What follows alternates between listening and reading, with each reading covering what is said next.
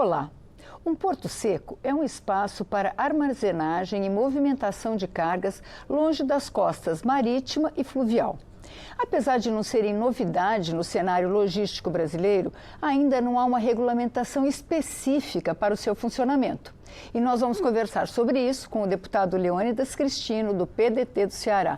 Deputado, muito obrigada por ter vindo aqui ao nosso programa. Qual que é a importância dos portos secos para a economia? Muito obrigado pela atenção. Sempre é um prazer estar conversando com vocês. Olha, essa estrutura é muito importante para dinamizar o fluxo de carga para o mercado internacional. Por quê? Porque essas áreas alfandegadas geralmente ficam nos portos fluviais e nos portos marítimos. E é sempre importante que essa estrutura possa ser instalada longe dos portos molhados, que a gente chama. Por quê? Porque leva o desenvolvimento e facilita a movimentação de carga nesses portos. Por exemplo, Porto de Santos. Porto de Santos é um porto muito grande, o maior porto da América Latina. Não tem lógica nenhuma ele armazenar produtos lá no porto, na área primária. Isso dá um prejuízo danado e fica muito caro para o dono da carga. De modo que nós fizemos uma audiência pública recentemente aqui na Câmara dos Deputados, escutamos todos os entes da sociedade civil que tem a ver com essas estruturas, com o governo, para que a gente pudesse tirar um caminho positivo, para que a gente possa interiorizar, mais especificamente, essas estruturas. E ouvindo principalmente o governo está preparando já um marco regulatório moderno, porque o atual praticamente ainda existe, um marco regulatório moderno, com pontos claros, no sentido de que a gente tenha mais transparência e faça com que o empresário possa investir o seu dinheiro nessas estruturas e ter um retorno. Porque o Porto Seco tem uma característica também importante. Primeiro, o processo de outorga dele, de legalização dele, é rápido. Já do Porto Molhado é uma novela mexicana, né? É uma estrutura que a iniciativa privada entra com todo o dinheiro, quase todo o dinheiro. Não tem investimento público nessa área. Tudo com risco do empresário. Isso é positivo. Então, pelo que o senhor está falando, a gente tem uma grande malha de portos secos? Ou pelo que o senhor está falando no sentido de multiplicação, né? A gente tem uma malha pequena? Eu digo sempre que nós precisamos ampliar, modernizar a infraestrutura aduaneira nacional com foco na interiorização e na descentralização dos processos do mercado internacional. Por quê? Porque isso facilita tanto para quem tem a carga, que é o dono da carga, como também para os portos molhados. Veja bem, o Brasil hoje tem apenas 61 estruturas como esta, tanto o Porto Seco, que é uma estrutura, e o outro é o Centro Logístico e Industrial Aduaneiro, que é o chamado CLIAS. Pois bem, nós temos em torno de 61, nós temos 61 em operação hoje. Desses 61, no Sul, nós temos 23 estruturas como essa, no Sudeste nós temos 30, no Nordeste temos 3, no Norte temos um Porto Seco, e no Centro-Oeste nós temos 4 portos secos. Ora, onde é que está a maior produção de grãos do Brasil? No Centro-Oeste. Nós só temos 4 portos secos, precisamos de muito mais. De modo que nós precisamos, como eu falei, interiorizar essa estrutura do comércio exterior, no sentido de facilitar a movimentação mais rápida nos portos molhados. Os portos molhados, eu digo sempre também, que é um lugar de passagem, não é um lugar de armazenar carga para movimentar.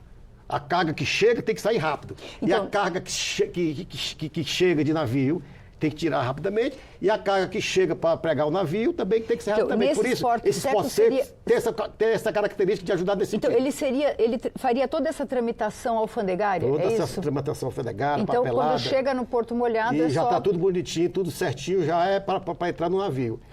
Quando chega também, ele pode ser transportado do Porto Molhado até o Porto Seco, Lá o Porto Seco faz toda essa tramitação de documentação, de pagar impostos, etc., e depois libera. Deputado, hoje a carga sai lá do seu estado, sai do Ceará, vai para um porto, sei lá, onde tem um porto grande de exportação no Nordeste. Não, o PCI também é de exportação, tem Suape no Pernambuco.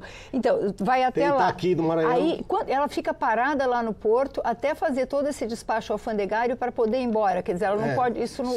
Claro, quando se tiver esse despacho, também, demora, né? Custo e demora. E é muito caro a internalização ou um tempo que aquele produto fica dentro do porto. Quanto menos tempo, como eu falei, a carga fica do porto, melhor para todo mundo. Agora, o senhor falou rapidamente no começo que esses portos secos levam desenvolvimento para o interior também, né? Eu vou citar um exemplo que poderá acontecer e vai acontecer no Ceará brevemente. Está sendo construída uma ferrovia transnordestina, que sai do Piauí, vem até entra em Pernambuco e vai até o porto do Pecém, lá no Ceará. No município chamado de Quixeramobim, está sendo construído um centro logístico, primeiramente, de movimentação de carga, através de rodovia e da ferrovia. E também, brevemente, deverá ser instalado um porto seco. Se isso acontecer, que eu acho que vai acontecer, vai trazer o desenvolvimento para uma região que é muito complexa, lá do estado do Ceará, que é o centro, o Sertão Central, né, que a sede lá é Quixeramobim. De modo que isso, sem dúvida nenhuma, vai trazer, primeiro, mais emprego, mais renda e também vai aumentar a arrecadação do município, não apenas daquele município, mas de vários municípios que estão por perto, que vão ter uma indústria, que vão ter um processo de agricultura e assim sucessivamente. E lá também tem uma produção muito importante de leite, por exemplo, nessa região. De modo que, quando você instala uma estrutura como esta, de mercado internacional, de comércio internacional, todos vamos ganhar, inclusive os portos molhados. E a ideia é uma legislação que agilize a criação desses portos secos? Hoje, o marco regulatório, que é um decreto de 800 artigos, é uma coisa muito complexa e muito difícil, porque não tem segurança jurídica, que não é uma lei, é um decreto. Decreto qualquer presidente pode mudar, na hora que ele quiser. E precisamos desse marco regulatório com regras claras, que sejam regras perenes e transparentes. É isso que nós queremos, porque o investidor, ele quer a garantia, quer segurança jurídica, para que o dinheiro que ele vai aplicar vá dar retorno. Por isso, da importância dessas estruturas, não apenas para o comércio internacional, mas para o comércio brasileiro como um todo. Porque o comércio brasileiro, internacionalmente, se você comparar com os outros países do mundo, não representa nem 1,5%. Quer dizer, precisamos avançar mais ainda. E quanto mais a gente modernizar, colocar mais essa infraestrutura eficiente, todos vamos ganhar. É porque as críticas aos portos molhados são exatamente da lentidão, né, deputado? Exatamente, é caro. Agora, o Brasil tem um problema muito maior, que é, além dos portos, que eu acho que até que deu uma melhorada desde o marco regulatório da Lei 12.815, melhorou bem, são os modais, outros modais. Porque não existe porto se a carga não chega lá. E para a carga chegar do porto, precisa rodovia, ferrovia, hidrovia e dutovia. Eu já fiz audiência pública para várias áreas dessa, brevemente estarei fazendo da dutovia e da aerovia. Por quê? Porque eu quero ter uma radiografia do que está acontecendo no nosso país com relação à infraestrutura de transporte. Porque país nenhum se sobressai se não tiver uma infraestrutura de transporte eficiente, uma logística eficiente. E nós precisamos para ontem, porque as nossas rodovias estão caindo aos pedaços, as ferrovias, só para você ter uma ideia, nós tínhamos há 10 anos uma malha de 30 mil quilômetros de ferrovia.